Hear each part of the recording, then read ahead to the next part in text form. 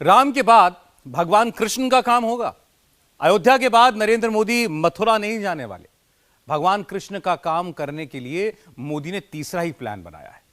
बिहार और यूपी के political expert से बात करेंगे तो वो कहते हैं कि कुछ भी हो जाए, यादव वोट तो मोदी को नहीं मिलेगा, लेकिन यादवों के सबसे बड़े देवता हैं भगवान कृष्ण। अब एक ऐसी तारीख आने वाली है जिसे सुनकर यादव वोटर खुश हो जाएगा। 24 में वो भी मोदी की के बहुत करीब आ सकता है। अयोध्या तो अभी झांकी है, असली प्लान बाकी है, और वो प्लान क्या है इस रिपोर्ट में आपको बताएंगे। 80% सनातन वोटर्स तक कैसे पहुंचना है, 80% सनातन वोटर्स को कैसे एकजुट करना है, मोदी और मोदी की टीम माइक्रो लेवल पर इसकी प्लानिंग कर रही है।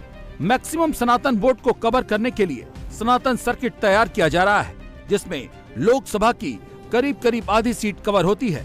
मोदी ने काशी विश्वनाथ कॉरिडोर बनवा दिया, उज्जैन महाकाल कॉरिडोर बन चुका है, और अब सनातन का सर्वो सेंटर अयोध्या धाम भी तैयार है।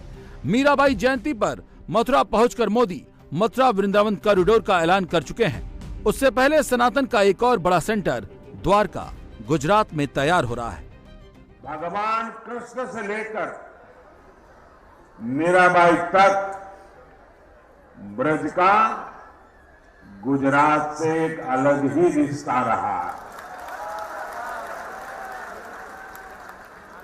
ये मथुरा के कान्हा गुजरात जाकर ही द्वारकाधीश बने थे।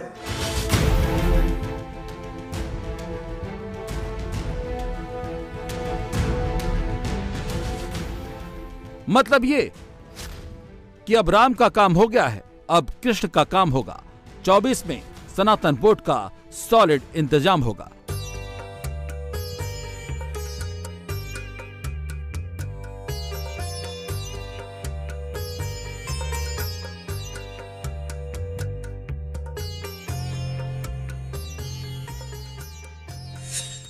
अयोध्या से करीब 1760 किलोमीटर दूर गुजरात के द्वारका चलते हैं।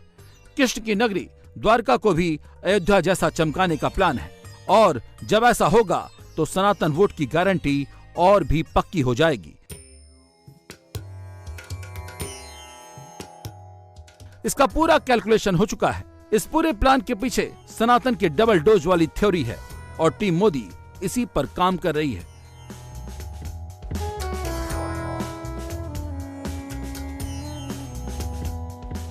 जब गुजरात के लोगों को यूपी और राजस्थान में फैले ब्रज में आने का सौभाग्य मिलता है, तो हम इसे द्वारकाधीश की ही कृपा मानते हैं।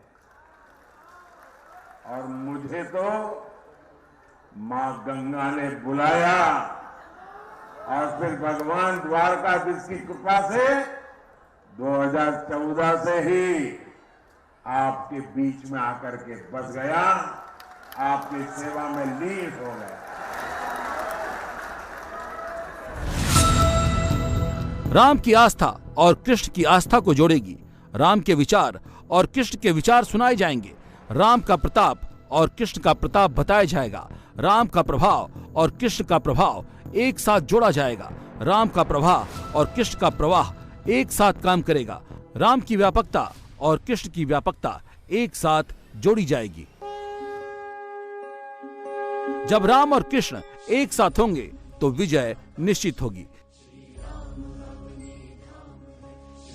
इसीलिए कृष्ण के प्रवाह को निरंतरता देने के लिए द्वारका के 40 किलोमीटर के आसपास के इलाके को रिलीजियस टूरिज्म डेस्टिनेशन बनाने की तैयारी हो रही है।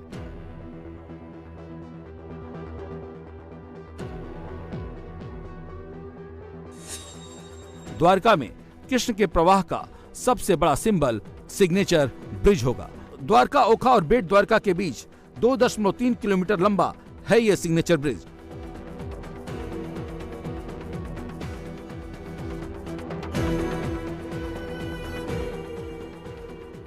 So connecting Okha with Bet Dwarka with a 4-lane hanging bridge and one of the best in the country.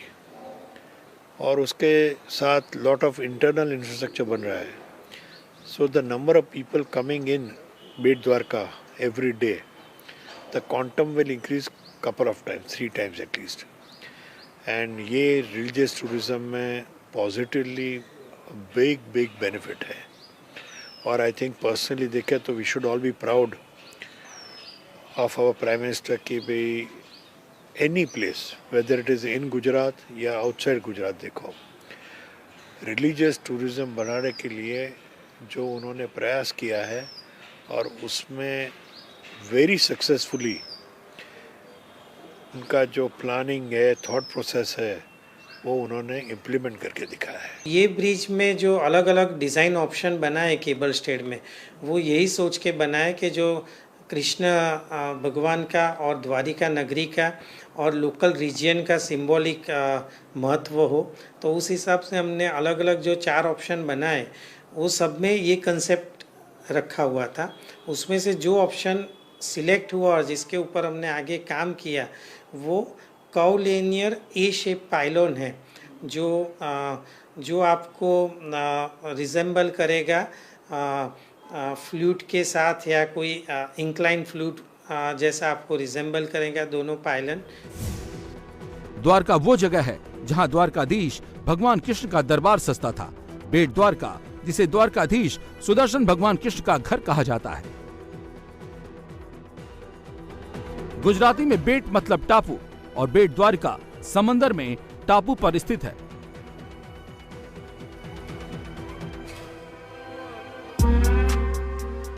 बिल्कुल वैसे ही जैसे आज राम नगरी अयोध्या बिल्कुल त्रेता युग जैसी दिख रही है, वैसे ही द्वारका और बेट द्वारका क्षेत्र को द्वापर युग जैसा बनाने की तैयारी हो रही है. काशी विश्वनाथ उज्जैन कॉरिडोर में सनातन संस्कृति चमक रही है. अब भगवा का परचम द्वारका में बुलंदियों तक लहराएगा. लेकिन कैसे, ये जान लेते हैं. जो सिग्नेचर ब्रिज बनाया गया है द्वारका से लेकर बेट द्वारिका तक, जो भी इस 2.3 किलोमीटर के ब्रिज से गुजरेगा, कृष्ण के विचारों से उसका सीधा साक्षात्कार होगा. सिग्नेचर ब्रिज भगवत गीता का वाहक बनेगा. हर 4-5 मीटर पर लगे पत्थरों पर गीता के श्लोक लिखे होंगे, जिसका अनुवाद हिंदी, अंग्रेजी और गुजराती में लिखा होगा. सिग्नेचर ब्रिज को मोर पंख के डिजाइन का बनाया जा रहा है. ऐसी लाइटिंग की जा रही है जो दिन रात दोनों में रिफ्लेक्ट करेगी. सिग्नेचर ब्रिज पर जगह जगह कृष्ण का प्रभाव होगा, जिसमें कृष्ण भक्ति का भाव होगा. अब आप सोच रहे होंगे कि क्या ये सब करने से सनातन वोटर्स पर असर होगा. थोड़ा इसके बैकग्राउंड में चलते हैं, फिर इस पूरे फॉर्मूले को और भी आसानी से समझ सकेंगे.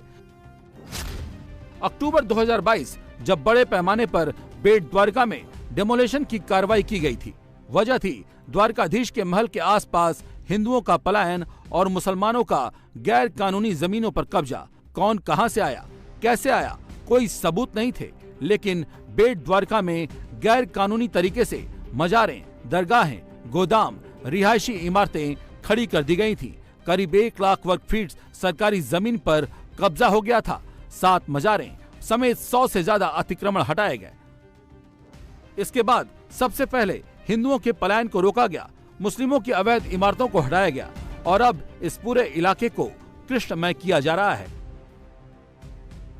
और जब कोई डर नहीं होगा, सनातन सुरक्षित महसूस करेगा. और जब ऐसा होगा तो सनातन वोट गुजरात की 26 सीट को सीधे हिट करेगा. द्वारका, बेट द्वारका, मूल द्वारका जो समंदर के नीचे है, पूरे इलाके को धार्मिक पर्यटन का बड़ा केंद्र बनाया जाएगा. जमीन समंदर मिलाकर 40 किलोमीटर तक बेट द्वारका का इलाका है, जहां कोस्टल इलाकों में सनातन के प्रतीकों को डेवलप किया जाएगा. पूरी एक कृष्ण सर्किट बनाई जाएगी, जिसके लिए बेट द्वारका का मास्टर प्लान तैयार किया गया है. द्वारका में एक बड़ा म्यूजियम बनाया जा रहा है, जिसमें कृष्ण लीला, वैष्णव संप्रदाय के बारे में साक्ष्य रखे जाएंगे. इसी प्रोजेक्ट में 12 ज्योतिर्लिंगों में शामिल नागेश्वर मंदिर, हनुमान जी और उनके पुत्र मकरध्वज मंदिर का भी डेवलपमेंट हो रहा है. मूल द्वारका दर्शन के लिए सबमरीन चलाए जाने का प्लान है. सबमरीन का वजन करीब 35 टन होगा. इसमें एक बार में 30 लोग बैठ सकेंगे. 2 गोताखोर और 1 गाइड साथ रहेगा. 2.5 घंटे का समय लगेगा. ऐसा देखा जाए तो साहब के नरेंद्र भाई जी, when he was the chief minister and when I was at that time energy minister, light नहीं थी वहाँ पे बेट द्वारका में. और वो टाइम में आई एम टॉकिंग ऑफ 2005-07 में अंडरग्राउंड केबल डाल के लाइट देने का साहब ने बोला था, एंड वो टाइम में प्रोजेक्ट किया था. So 24 hours supply to an island and with a very high cost हमने फर्स्ट इंफ्रास्ट्रक्चर लाइटिंग दी थी. और अभी state government has also taken an initiative. हमारा 150 करोड़ का प्रोजेक्ट फर्स्ट फेज का टेंडरिंग स्टेज पे है. एनी गिवन टाइम टेंडर निकल जाएगा. और पटना में जिस तरह से उनके फेस को बीजेपी ने लॉन्च किया है, उससे तो साफ है कि यादव वोट में सेंध लगाने की बीजेपी ने पूरी तैयारी कर रखी है, जिसे ब्रेक करने का फॉर्मूला खुद को सबसे बड़ा कृष्ण भक्त साबित करना है.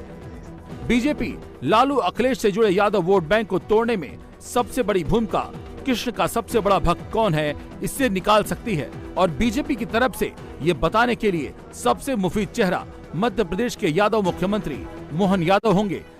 हम अगर गोपाल कृष्ण बोलते तो केवल बोलने के लिए नहीं बोलते.